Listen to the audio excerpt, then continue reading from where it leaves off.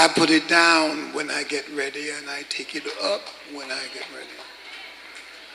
So there is no question to the biblical centered mind that Jesus couldn't have come down when he was asked, but he stayed. And the question continues, is there a lesson then in the Easter text that we have not yet heard preached as to the significant value and blessing that comes in stay? Particularly in a social environment and in a country where the psychological disposition that is already underwritten in any relationship, and that is, if this doesn't please me, I'm gone. And since you're so quiet on me on Easter, I will say to you that there are many goers in this house, because there are many people who decided to go. And I have to admit I was one of them, because we don't always commit so drastically that we don't leave a way out.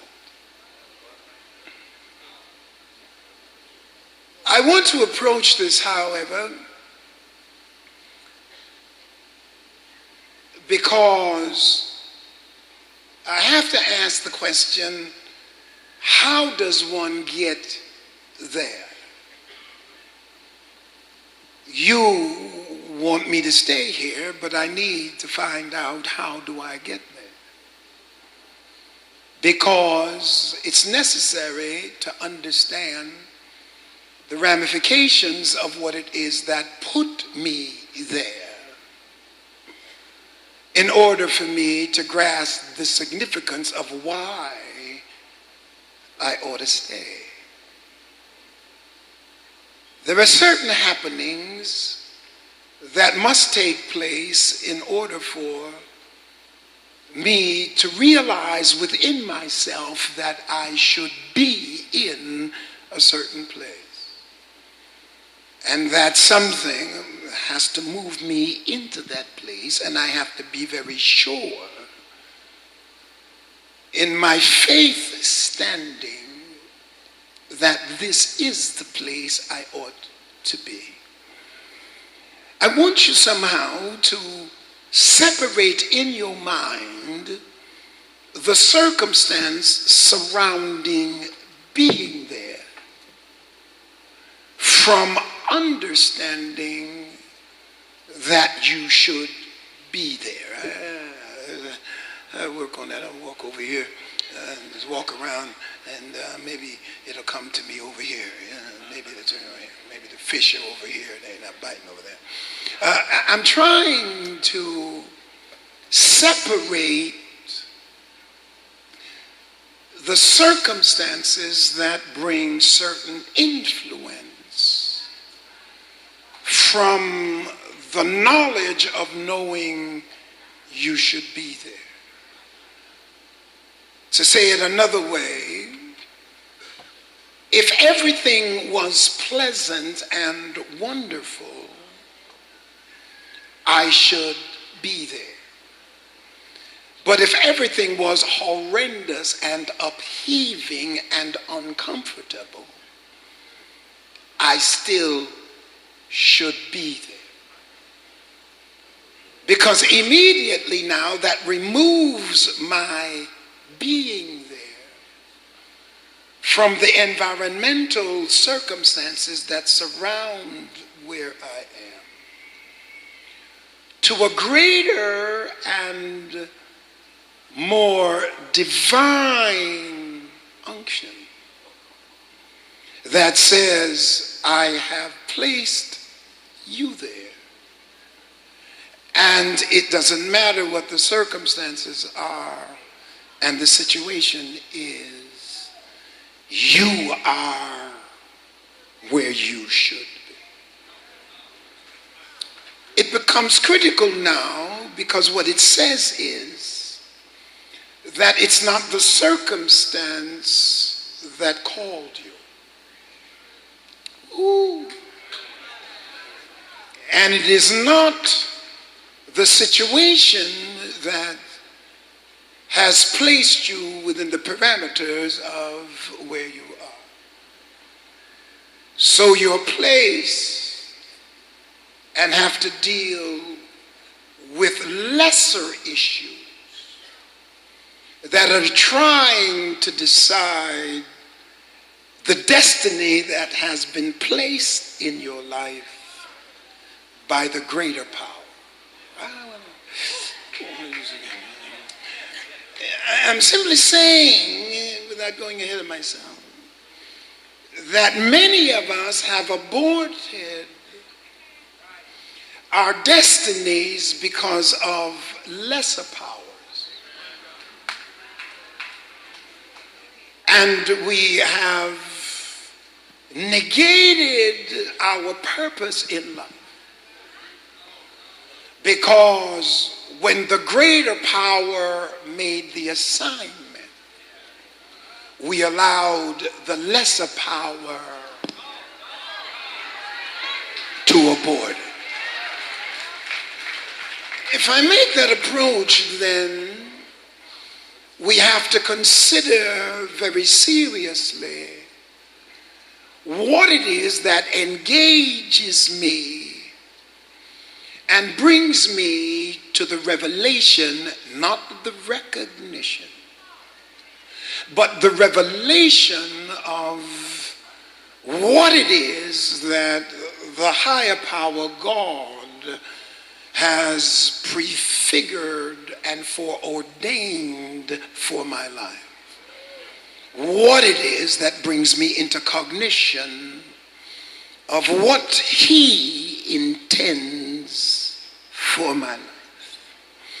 And when do I come to the awareness or the cognitive awakening to realize that I'm not going to be in the masses who are down there without a cross, but I'm going to be in the select few of those who are up there with a cross.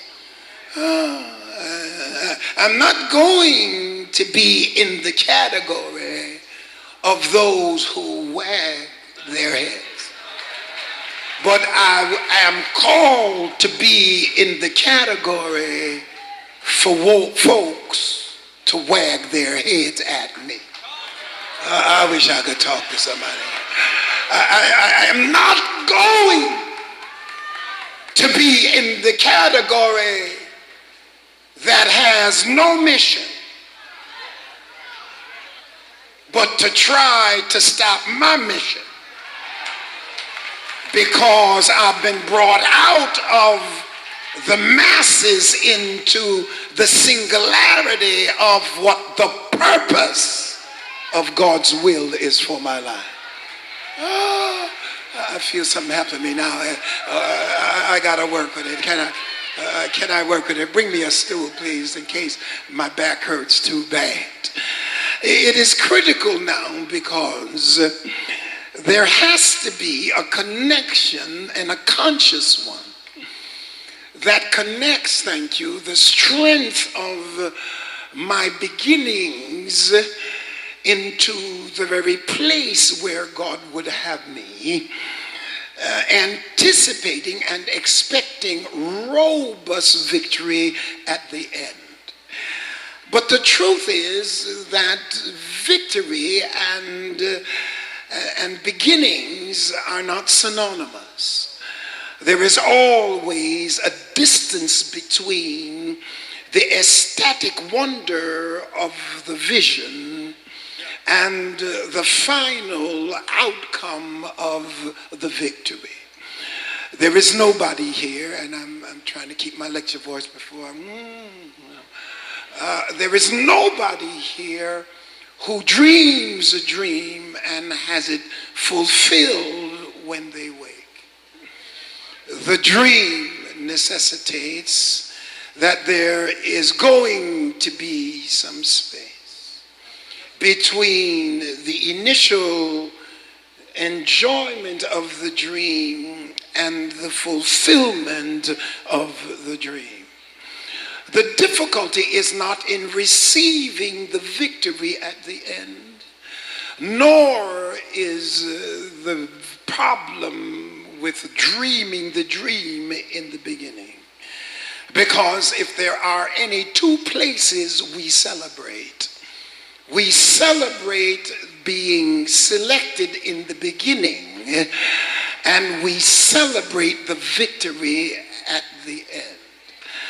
But the question is, after you've celebrated the victory at the beginning, can you have, as Barry White calls it, staying power to get to celebrate the victory at the end? Because we have selected you to enter into college with a scholarship. And we celebrate and congratulate the fact that you are now in the halls of Harvard.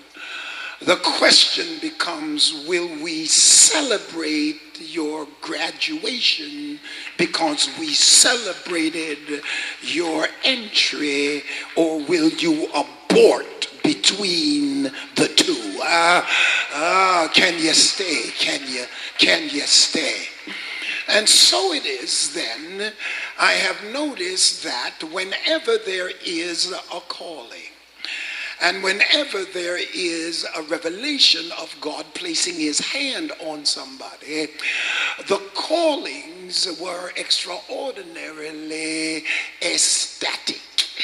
And the reason they were ecstatic, I'm beginning to discover, is that whenever God moves you into something that's going to be arduous, you have to look back at the calling to make sure that it was God. Because between here and the victory, the road is going to be so tough that you have to have an assurance in your spirit that I didn't make this up. This had to come from God. I think I'm talking to somebody here. And what God does then is he understands the natures of his creatures, so he moves very quickly to give a prophetic word. And if you notice very carefully that everybody in the scriptures that God called to horrendous and magnanimous tasks had previous prophetic words spoken to give them a substratum of their calling so that they could be solid in their footing, knowing they were called of God. Because I've learned that God can call you and you can let men uncall you. And the call of God has to be so stupendous and so magnanimous in its horrendous grab that you know this is of God, to the point where when the trials and the troubles come, you can always look back to the day that God brought you out with such a mighty hand that you can be assured this is of God.